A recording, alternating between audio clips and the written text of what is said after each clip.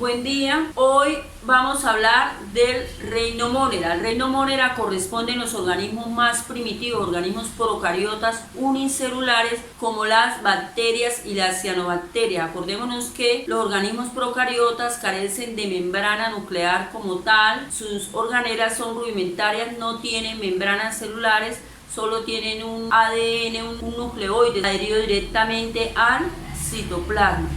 Este tipo de células se caracterizan porque pueden habitar en el agua, en el suelo o en el aire, y algunas pueden soportar grandes temperaturas. Entonces acá podemos nosotros observar organismos correspondientes al reino Monera. Entonces encontramos acá el filum. Están clasificadas filogenéticamente en dos filos, el filum cianobacterias y el filum bacteria.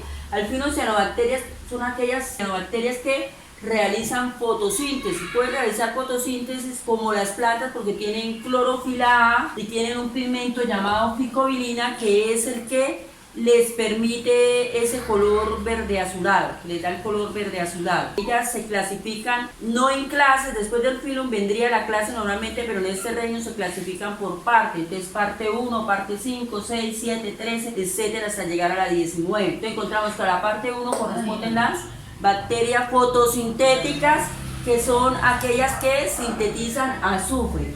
A la parte 5 corresponden las espiroquetas, a la parte 6 las espirales y las curvadas, a la parte 7 bacilos y cocos aerobios, a la parte 13 productoras de metano, 17 actinomicetos, 18 riqueciales y 19 micoplasmas. Acá nos dicen algunas características de eso. Entonces son organismos unicelulares, presentan estructuras de movimiento como flagelos y algunas pueden ser parásitas. Encontramos todo tipo de bacterias, entonces bacterias parásitas, que son aquellas que son maléficas al hombre, y las bacterias de las cuales se pueden extraer antibióticos o ser usadas para la elaboración de yogur. Las bacterias fotosintéticas contienen pigmentos similares a la clorofila, poseen la capacidad de formar ATP a partir de ADP y fosfato aprovechando la energía luminosa. Este proceso se llama fosforilación. Muchas de estas bacterias son autótrofas, emplean el ATP para fabricar carbohidratos a partir de moléculas de CO2 y de hidrógeno o de H2S, ácido sulfúrico, como fuente de hidrógeno. En esta fotosíntesis se produce azufre libre. Poseen sistemas de membranas que tienen vesículas en las que se localizan los pigmentos encargados de la fotosíntesis. Estos pigmentos hacen que sus colonias presenten colores verde, púrpura o marrón.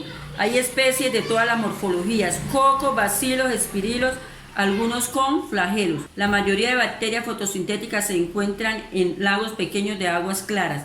En las corrientes termales ricas en azufre, allí forman colonias de diversos colores. Las algas verde-azules, cianofíceas o cianobacterias, abarcan diversos microorganismos autótrofos capaces de fijar la energía lumínica mediante la fotosíntesis. Tienen diversidad de formas: cocos, bacilos, filamentos. Algunos son de vida aisladas, otras forman colonias. Su pared celular internamente posee un sistema complejo de láminas en las que se localizan los pigmentos fotosintéticos. Tienen clorofila A y ficobilina tomando un tono azul. Algunas especies toman nitrógeno de la atmósfera y lo convierten en compuestos que emplean para la síntesis de proteínas, es decir, fijan el nitrógeno.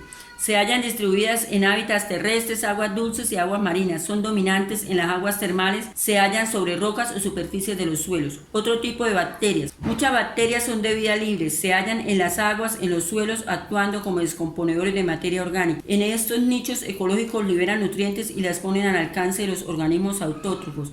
Así se cierra el ciclo del flujo de diversos materiales en la biosfera. Unas bacterias se alimentan de celulosa, principal componente de la madera. Otras de la quitina, componente de los insectos. Otras pueden crecer en medios totalmente inorgánicos, obteniendo su energía de la oxidación de metales como el hierro. Otras oxidan compuestos nitrogenados como amoníaco y nitratos como NO2. Las bacterias parásitas son causas de infecciones en los humanos y en los animales. Algunas bacterias producen toxinas que alteran al portador. Otras producen enzimas que alteran su metabolismo. Las especies parásitas se localizan en diferentes partes del cuerpo. Ejemplo: bacterias sintéticas se localizan en el tracto digestivo, otras en la mucosa de la boca, los riñones y los genitales. Otras especies son útiles en la industria para obtener productos de fermentación como alcoholes y ácidos. Para producir antibióticos. Las bacterias del suelo producen fertilizantes nitrogenados a partir de nitrógeno atmosférico, esenciales para la agricultura y ecosistemas naturales. El Bacillus thuringiensis es utilizado como insecticida en el control de plagas.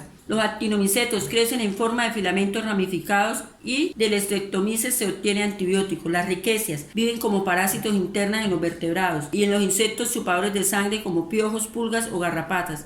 Su forma son de cocos o bacilos y son bacterias gram negativas. Causan enfermedades graves en el hombre como el tifo enzimático. Las bacterias pueden ser gram positivas o gram negativas al teñirlas con violeta de genciana. Cuando retienen el color violeta, entonces se dice que son gram positivas, y cuando no retienen el color violeta se dice que son gram negativas. La reproducción de las bacterias es asexual. Cada célula duplica su material genético y luego lo divide en dos células iguales por bipartición. Se han encontrado casos de conjugación en el cual una célula pasa a la otra su material genético. Bueno, muchachos, eso es todo por hoy. Muchísimas gracias por su atención. Cualquier duda o inquietud estaremos resolviendo en el transcurso de la clase.